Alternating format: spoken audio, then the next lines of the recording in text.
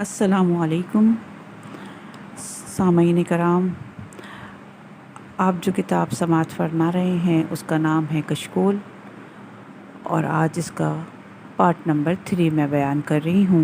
इसकी पहली कहानी का उन्वान है खुदा ज़ाहिर को नहीं बल्कि बातिन को देखता है। एक सहराई अरब रसूल खुदा सल्लल्लाहु अलैहि वसल्लम की खिदमत में हाज़िर हुआ और इसने आपसे अर्ज़ किया, या रसूल अल्लाह, आपने लोगों को तो बड़ी बड़ी दुआएं तालीम दी हैं, लेकिन मैं एक अनपढ़ शख्स हूँ, लंबी दुआएं मैं याद नहीं कर सकता। आप मुझे कोई मुख्तसर सी दुआ तालीम फ़रमाएं जिससे खुदा राज़ी हो और मेरी दुनिया और आखिरत भी संवर जाए।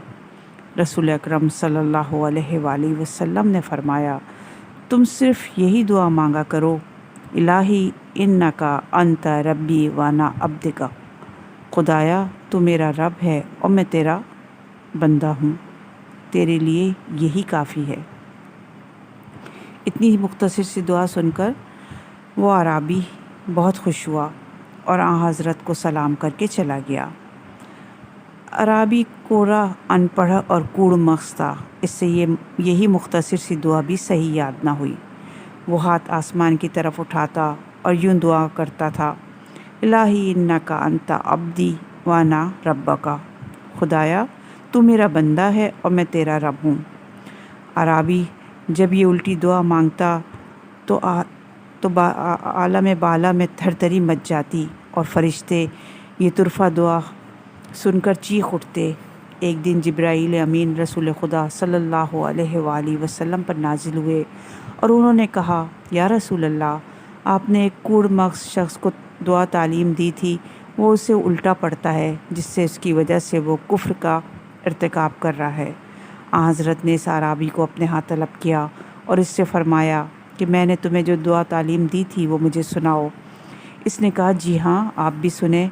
जिस दिन से आपने मुझे ये दुआ तालीम फ़रमाई है, मैं रोज़ाना उस दुआ का विर्द करता हूँ और उम्मीद रखता हूँ कि खुदा मुझे इसका सवाब इनायत फ़रमाएगा।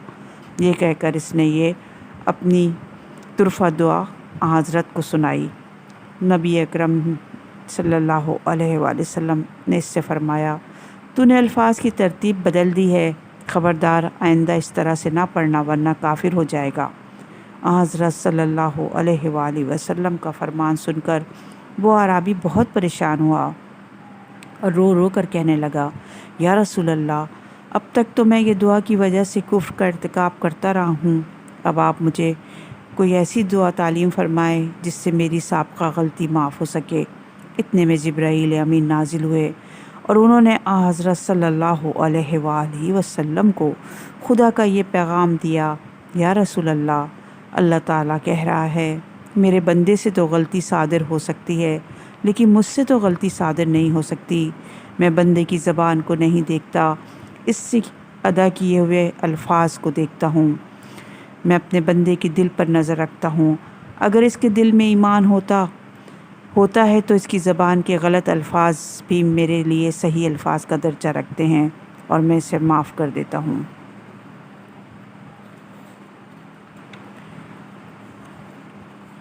अगली कहानी का उन्वान है बरीसम।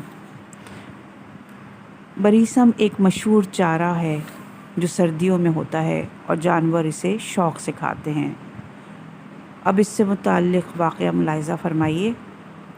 दारुल हिकमा शेख रईस अबू अली सीना रकम तराज हैं। आज से 40 बरस कबल मेरे पास एक मरीज़ लाया गया जिसे कई बीमारियों ने घेरा हुआ था, जिसकी वजह से इसका दिल, मैदा, जिगर और गुर्दे शदीद मुतासिर हो चुके थे। मुझे इसकी शफायाबी की कोई उम्मीद नहीं थी। मैंने इसके लवाहिकीन से कहा कि आप इसे घर ले जाएं, इसके ज़िंदा रहने का कोई इम्कान नहीं है। इसके लवाहिकीन ने मुझसे इसरार किया कि आखिर हम इसे आपके मतब पर लाए हैं तो आप इसकी कुछ ना कुछ दवा तो करें। आपका काम दवा देना है, शिफा खुदा के हाथ में है। मैंने कहा, दोस्तों, अब ये इस मंजिल पर पहुंच चुका है, कोई दवा इसके लिए फ़ायदा मंद नहीं है। आप लोग ख्वाह रकम ज़ाया ना करें।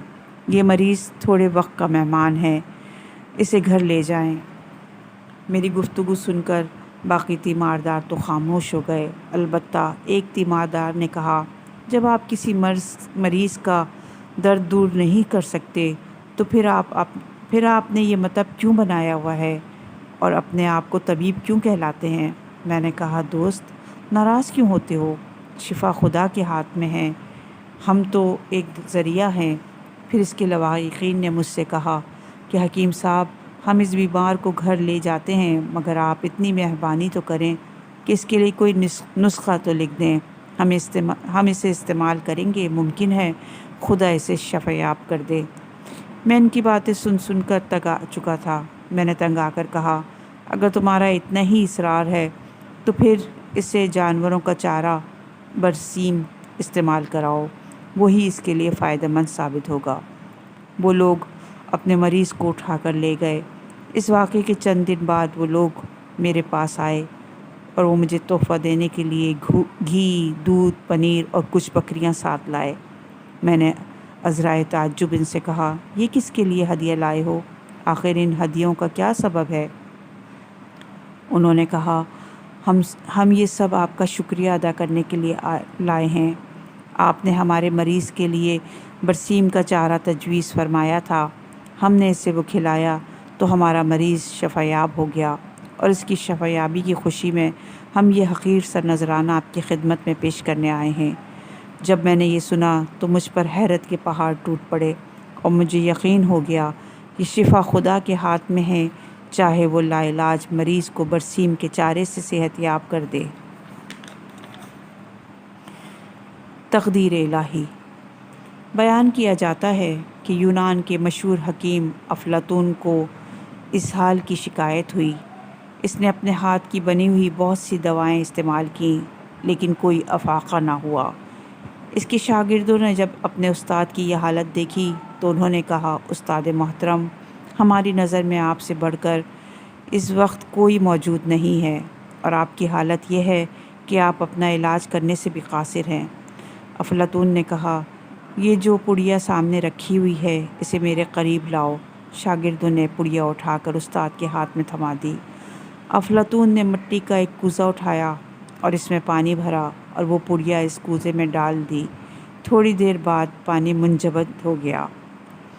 اس نے شاگردوں سے کہا، تم نے دوائی کا کمال دیکھا، اس نے پانی کو منجمد کر دیا، لیکن میں نے کئی پڑیاں استعمال کی ہیں، مجھے اس حال سے شفا نہیں مل سکی۔ اس میں دوائی کا کوئی قصور نہیں ہے، البتہ خدا کی قضا اور قدر نے اسے میرے لیے غیر مؤثر بنا دیا ہے۔ جی ہاں، اللہ تعالیٰ کبھی عناصر سے اس کی تاثیر سلب کر لیتا ہے، جب تک کہ وہ نہ چاہے کوئی چیز مؤثر نہیں ہو سکتی۔ تمام تاثیرات خدا کے ہی ہاتھ میں ہیں۔ اب اللہ اپنے بندوں پر بڑا مہربان ہے۔ بنی اسرائیل میں ایک شخص انتہائی درجے کا فاسق و فاجر تھا۔ اس کی پوری زندگی گناہوں اور بے حیائی سے عبارت تھی۔ زندگی کے آخری حصے میں اسے اپنے افعال پر ندامت محسوس ہوئی۔ اس نے سوچا کہ اسے خدا کے حضور سچے دل سے توبہ کر لینی چاہیے۔ اس زمانے میں بنی اسرائیل میں ایک عابد و زاہد اور مستجاب الدعوات شخص موجود تھا۔ اللہ تعالیٰ نے اس کے سر پر بادل کے ٹکڑے کو مقرر کیا تھا، جو اسے دن کے وقت دھوپ سے بچاتا تھا، اور وہ شخص جو بھی دعا کرتا اللہ تعالیٰ اس کی دعا کو قبول کرتا تھا۔ گناہ گار شخص نے توبہ کا ارادہ کیا تو اپنے گناہوں کی معافی کے لیے اس عابد و زاہد شخص کے پاس گیا اور اس سے کہا، میں بڑا گناہ گار ہوں، اب مجھے اپنے گناہوں پر ندامت ہے اور میں سچے دل سے خدا کے حضور توبہ کرنا چاہتا ہوں۔ آپ اللہ تعالیٰ سے میرے گناہوں کی مغفرت کے لیے دعا فرمائیں۔ عابد انسان نے اسے دھتکار دیا اور کہا کہ فوراً یہاں سے دفع ہو جاؤ، میں تجھ جیسے بدکار کے لیے کوئی دعا نہیں کرنا چاہتا۔ گناہ گار شخص روتا ہوا وہاں سے ہٹا تو لوگوں نے یہ منظر دیکھا کہ بادل کا ٹکڑا عابد کے سر سے جدا ہو کر اس گناہ گار کے سر پر آ گیا اور اس کے سر پر سایہ فگن ہو گیا۔ اللہ تعالیٰ نے اس زمانے کے نبی کو وحی فرمائی، اللہ تعالیٰ بندوں کی نسبت اپنے بندوں پر زیادہ مہربان ہے۔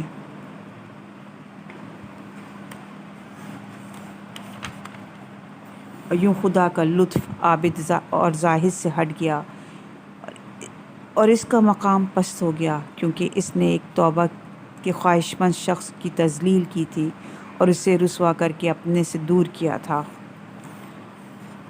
اگلی کہانی کا عنوان ہے بھوکی ملکہ۔ آثار قدیمہ تلاش کرنے والوں کو دریائے نیل کے ساحل کے قریب ایک صندوق ملا۔ جب انہوں نے صندوق کھولا تو انہیں اس میں ایک حنوط شدہ عورت کی لاش دکھائی دی۔ اس صندوق میں قیمتی جواہرات کی بھی اچھی خاصی مقدار موجود تھی۔ آثار قدیمہ کے ماہرین نے حنوط شدہ لاش اور جواہرات دیکھ کر یہ فیصلہ کیا کہ ہو نہ ہو یہ کسی ملکہ کی ہی لاش ہو سکتی ہے۔ پھر انہیں پرانے رسم الخط میں لکھی ہوئی ایک تحریر بھی ملی۔ ماہرین نے بڑی کوشش سے اس تحریر کو پڑھا اور اس میں یہ عبارت تحریر تھی: یہ میری وصیت ہے، میرے مرنے کے بعد جسے بھی میرا جنازہ ملے اسے معلوم ہونا چاہیے کہ میں ملک مصر کی ملکہ ہوں اور میرے ہی زمانے اقتدار میں ملک میں شدید قحط آیا، اور وہ قحط اتنا شدید ہے کہ میں ملکہ ہو کر بھی 2 روٹیوں کے لیے ترستی رہی ہوں۔ جو مجھے 2 روٹیاں کھلائے گا میں اسے یہ جواہر انعام میں دوں گی، لیکن حالات سے معلوم ہوتا ہے کہ میری یہ خواہش پوری نہ ہو سکے گی اور میں بھوکی ہی مر جاؤں گی۔ تمام لوگوں کو ملکہ کی وصیت غور سے پڑھنی چاہیے اور انہیں اس سے عبرت حاصل کرنی چاہیے، اور انہیں یہ جان لینا چاہیے کہ جب تک خدا نہ چاہے کوئی کسی کی حاجت روائی نہیں کر سکتا، اگرچہ انسان کے پاس آسائش آرام کے کتنے ہی سامان موجود کیوں نہ ہوں۔ اگلی کہانی کا عنوان ہے اصفہان کے بگڑے ہوئے شہزادے۔ مجلسی اول اصفہان شہر کے عظیم القدر عالم دین تھے۔ اس وقت اصفہان میں طوائف الملوکی کا راج تھا۔ وزیروں اور امیروں کے لڑکے لوگوں کو تنگ کرتے تھے اور انہیں اذیت دیتے تھے۔ ایک رات بگڑے شہزادوں کے گروپ لیڈر نے ایک راہ چلتے مومن کو بلا کر کہا: ہم آج رات تیرے ہاں مہمان ہوں گے، اس کے لیے تمہاری کیا رائے ہے؟ اس مومن نے سوچا، میں انہیں نفی میں جواب دیتا ہوں تو یہ مجھے اذیتیں دیں گے، اور اگر میں اثبات میں جواب دیتا ہوں تو یہ ساری رات میرے گھر میں موسیقی کی محفل برپا کریں گے اور بدماشیاں کریں گے۔ آخرکار مرتا کیا نہ کرتا کے تحت اسے ہاں کرنی پڑی۔ انہیں ہاں کرنے کے بعد وہ مومن سیدھا مجلسی اول کے پاس گیا اور اس نے ان کے سامنے اپنا مسئلہ بیان کیا اور ان سے رہنمائی طلب کی۔ مجلسی نے کچھ دیر تک سوچ بچار کرنے کے بعد کہا: کوئی حرج نہیں، انہیں آنے دو، ہم بھی آج رات تیرے ہاں مہمان ہوں گے۔ سورج غروب ہوتے ہی مجلسی اس مومن کے گھر پہنچ گئے اور بگڑے ہوئے شہزادوں کا انتظار کرنے لگے۔ کچھ دیر بعد بگڑے شہزادے وہاں آئے تو انہوں نے مجلسی کو وہاں موجود پایا۔ انہیں دیکھ کر ان کے موڈ بگڑ گئے اور انہوں نے سوچا وہ کوئی ایسی بات کریں جس سے حضرت مجلسی وہاں سے چلے جانے پر مجبور ہو جائیں۔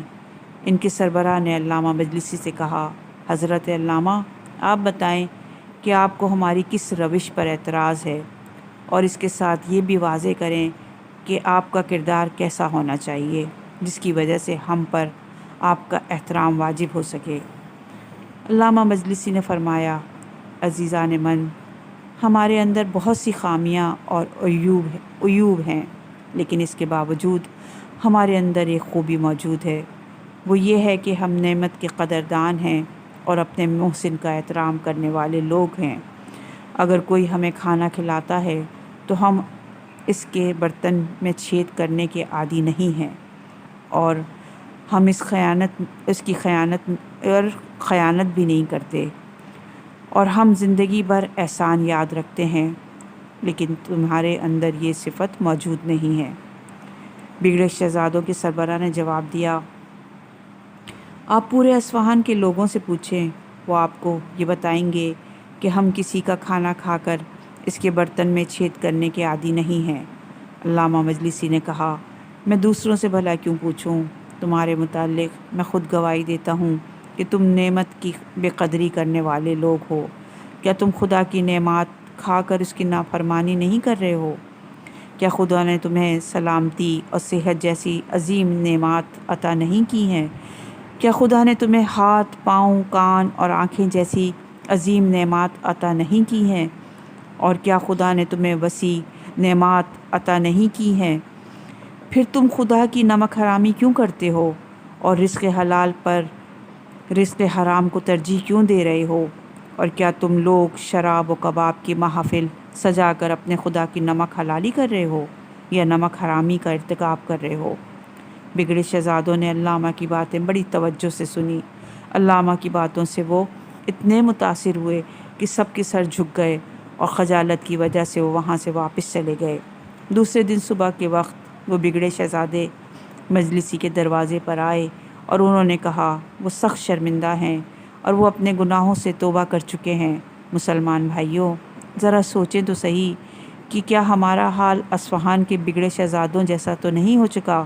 کیا ہم اپنے منعم حقیقی کی نمک حلالی کر رہے ہیں یا شب و روز نمک حرامی میں مصروف ہیں؟ اور میرا خیال تو یہ ہے کہ ہماری حالت ان سے بے کہیں گئی گزری ہے۔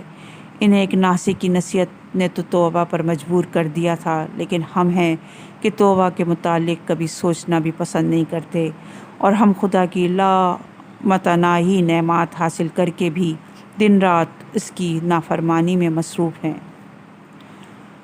اگلی کہانی کا عنوان ہے ابو ذر کا توکل۔ اگر ہم مسلمان ہیں تو ہمیں خدا پر اسی طرح سے ایمان رکھنا چاہیے جس طرح سے ابو ذر رکھتے تھے۔ ہمیں خدا کے علاوہ کسی سے اپنی توقعات وابستہ نہیں کرنی چاہیے، کیونکہ پوری مخلوق خدا کی محتاج ہے، جبکہ خدا کسی کا محتاج نہیں ہے۔ ایک مرتبہ حاکم شام معاویہ نے سوچا کہ ابو ذر ہمیشہ اس کی مالی پالیسی پر تنقید کرتا رہتا ہے، کیوں نہ اسے بھی دولت کے جال میں پھنسایا جائے تاکہ کل کلاں کو وہ اس پر تنقید نہ کر سکے۔ یہ سوچ کر اس نے اپنے نوکر کو بلایا اور اسے 200 دینار دے کر کہا، تم یہ دینار ابو ذر کے پاس لے جاؤ اور اس سے کہو کہ یہ حاکم کی طرف سے تمہارے لیے تحفہ ہے۔ معاویہ کا مقصد یہ تھا کہ وہ اس طرح سے ابو ذر کو اپنے سنہری جال میں پھانس لے گا اور انہیں امیر المومنین سے منحرف کرنے میں کامیاب ہو جائے گا۔ جب قاصد ابو ذر کے پاس پہنچا اور اس نے وہ رقم ان کی خدمت میں پیش کی تو ابو ذر نے وہ رقم لے لی اور فی الفور حجرے سے نکلے اور قاصد کی موجودگی میں وہ رقم غربا اور مساکین میں تقسیم کر دی اور اپنے لیے 1 درہم بھی باقی نہ رکھا۔ پھر انہوں نے معاویہ کے قاصد سے کہا، معاویہ سے جا کر کہہ دینا کہ جب تک میری اس تھیلی میں کچھ نہ کچھ موجود ہے اس وقت تک میں کسی کا محتاج نہیں ہوں۔ معاویہ کے قاصد نے کہا، میں چاہتا ہوں کہ آپ مجھے اپنی تھیلی دکھائیں تاکہ میں دیکھوں کہ اس میں کتنا خزانہ موجود ہے۔ ابو ذر نے اس کے سامنے تھیلی الٹ دی تو اس میں جو کی 2 خشک روٹیاں برآمد ہوئیں۔ حضرت ابو ذر نے کہا، دیکھ رہے ہو نا، میرے پاس اس وقت 2 روٹیاں موجود ہیں، ایک سے افطار کروں گا اور دوسری سحری کے وقت کھاؤں گا۔ اگر میں زندہ رہا تو خدا اس کے بعد بھی مجھے روٹیاں عنایت کرے گا، اسی لیے میں کسی حاکم کا محتاج نہیں ہوں۔ جس خدا نے مجھے آج کا رزق دے دیا ہے وہ آئندہ بھی مجھے اپنے رزق سے محروم نہیں رکھے گا۔ دانیال اور شیرنی۔ بنوخس نصر یا بخت نصر ایک خونخوار بادشاہ گزرا ہے۔ وہ اپنے دور کا ظالم ترین حکمران تھا۔ اس کے دور حکومت میں اللہ تعالیٰ نے حضرت دانیال کو نبوت کا منصب عطا کیا تاکہ وہ لوگوں کی صحیح راستے کی طرف رہنمائی کرے۔ جب ظالم بادشاہ کو معلوم ہوا کہ دانیال لوگوں کو اس کی اطاعت سے منحرف کر کے خدا کی اطاعت کی دعوت دینے میں مصروف ہیں تو اس نے ان کی گرفتاری کا حکم جاری کر دیا۔ اس کے حکم کے تحت حضرت دانیال کو پاچولان کر کے ان کے سامنے پیش کیا گیا۔ بخت نصر نے حکم دیا کہ انہیں ایک تاریک اور گہرے کنویں میں ڈال دیا جائے۔ ظالم نے اسی حکم پر قناعت نہ کی، بلکہ اس نے حکم دیا کہ ایک بھوکی شیرنی کو بھی اس کنویں میں ڈال دیا جائے۔ چنانچہ ایک بھوکی شیرنی کو بھی اس کنویں میں پھینک دیا گیا۔ اگر دانیال نبی کی جگہ کوئی کمزور عقیدے والا شخص ہوتا تو اس کے ہاتھ پاؤں پھول جاتے، لیکن دانیال نبی نے شیرنی کی کوئی پرواہ نہ کی، کیونکہ وہ جانتے تھے کہ اصل قوت کا منبع اور مصدر خداوند عالم کی ذات پاک ہے۔ اگر خدا نے اسے ان کے پھاڑ کھانے کا حکم دیا تو انہیں اس کے ہاتھ کوئی نہیں بچا سکے گا، اور اگر خدا نے اسے ان کے پھاڑ کھانے کا حکم نہ دیا تو وہ انہیں کچھ بھی نہیں کہے گی۔ شیرنی کے کنویں میں جانے کے بعد دنیا نے یہ عجیب منظر دیکھا کہ شیرنی مٹی چاٹنے لگی اور دانیال اس کا دودھ پینے لگے۔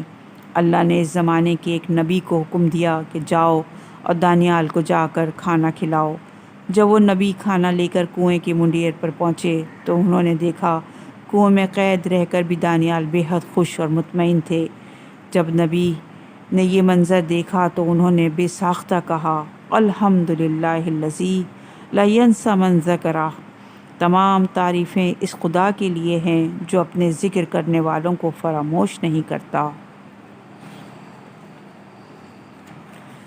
اگلی کہانی کا عنوان ہے اللہ کی آزمائش نہیں کرنی چاہیے۔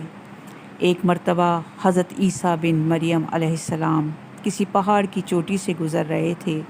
اس وقت ابلیس ان کے پاس آیا اور اس نے ان سے کہا، رو اللہ، یہ بتاؤ کیا تمہارا خدا اس بات پر قادر ہے کہ اگر تم اس چوٹی سے نیچے گرو تو وہ تمہیں بچا سکتا ہے؟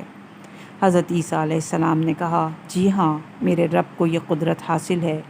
ابلیس نے کہا، یہ بات حق ہے اور آپ اپنے اس دعوے میں سچے ہیں، تو آپ اپنے آپ کو اس پہاڑ کی چوٹی سے گرا دیں، میں دیکھتا ہوں کہ آپ کا رب آپ کو مرنے سے کیسے بچاتا ہے۔ حضرت عیسیٰ نے محسوس کیا کہ شیطان اللعین انہیں ناجائز وسوسے میں مبتلا کرنا چاہتا ہے۔ انہوں نے اس سے کہا، لعین، کیا تو چاہتا ہے میں اپنے رب کی آزمائش کروں؟ یہ علیحدہ بات ہے کہ مجھے اس بات کا یقین ہے کہ میرا خدا میری حفاظت کرے گا۔ اللہ کا ہر فرمان برحق ہے اور ہمیں اس میں شک کرنے کی اجازت نہیں ہے، لیکن میں خدا کی آزمائش نہیں کرتا۔ کچھ دنوں بعد ابلیس ان کے پاس آیا اور ان سے کہا، عیسیٰ، تم تو اللہ ہو، کیونکہ تم مردے زندہ کرتے ہو اور وہ غیب جانتے ہو اور لوگوں کو غیب کی خبریں دیتے ہو۔ حضرت عیسیٰ نے اس کا کلام کاٹتے ہوئے کہا، لعین، تو جھوٹ بکتا ہے، میں خدا کا مستجاب الدعوات بندہ ہوں۔ اللہ میری دعائیں قبول کرتا ہے اور اسی کے حکم سے مردے زندہ ہوتے ہیں، اور جہاں تک غیب کی باتوں کا تعلق ہے تو خدا مجھے غیب کی اطلاع دیتا ہے تو میں لوگوں کو اس کی خبر دیتا ہوں۔ جب ابلیس نے دیکھا کہ عیسیٰ علیہ السلام اس کے جال میں پھنسنے پر آمادہ نہیں ہیں تو اس نے چیخ ماری اور ان کے سامنے سے بھاگ کھڑا ہوا۔ اگلی کہانی، سلطان ابو نصر کا نیشا پور میں داخلہ۔ ابو نصر نیشا پور کا ایک سلطان گزرا ہے۔ ایک مرتبہ وہ لاؤ لشکر سمیت اپنے دارالحکومت میں داخل ہو رہا تھا کہ ایک مکان سے قاری کی آواز نے اسے چونکا دیا۔ ابو نصر قرآن سننے کے لیے رک گیا۔ قاری نے دلسوز آواز میں یہ آیت پڑھی، آپ کہہ دیں کہ اے اللہ، تو ہی مالک الملک ہے، تو جسے چاہے سلطنت عطا کرے اور جسے چاہے سلطنت چھین لے، اور جسے چاہے عزت دے اور جسے چاہے ذلت دے۔ تمام بھلائی تیرے ہاتھ میں ہے، بے شک تو ہر چیز پر قدرت رکھتا ہے۔ اس آیت مجیدہ نے سلطان کے دل پر گہرا اثر کیا۔ وہ یہ آیت سن کر کانپ اٹھا، گھوڑے سے اترا اور رکوع کیا، پھر سجدہ بجا لایا۔ کچھ عرصے بعد اس قاری کی وفات ہو گئی۔ اس کے ایک دوست نے خواب میں قاری کو دیکھا کہ خدا نے اسے جنت میں عظیم مقام عطا کیا ہے۔ اس نے قاری سے وجہ پوچھی کہ تجھے یہ مقام کس وجہ سے نصیب ہوا ہے؟ قاری نے جواب دیا، میں تو ایک بدکار اور گناہگار انسان تھا۔ میرے نامہ اعمال میں کوئی خاص نیکیاں نہیں تھیں، مگر اس کے باوجود خدا نے مجھ پر خصوصی کرم کیا، مجھے یہ مقام عطا کیا۔ خدا نے مجھ سے فرمایا، تو نے دنیا میں ایک سلطان کو ہماری عظمت یاد دلائی تھی، اس کی وجہ سے ہم آج تجھ پر رحم کر رہے ہیں اور تجھے بلند مقام عطا کرتے ہیں۔ جی ہاں، اللہ تعالیٰ کا فرمان ہے، تم مجھے یاد کرو، میں تمہیں یاد کروں گا۔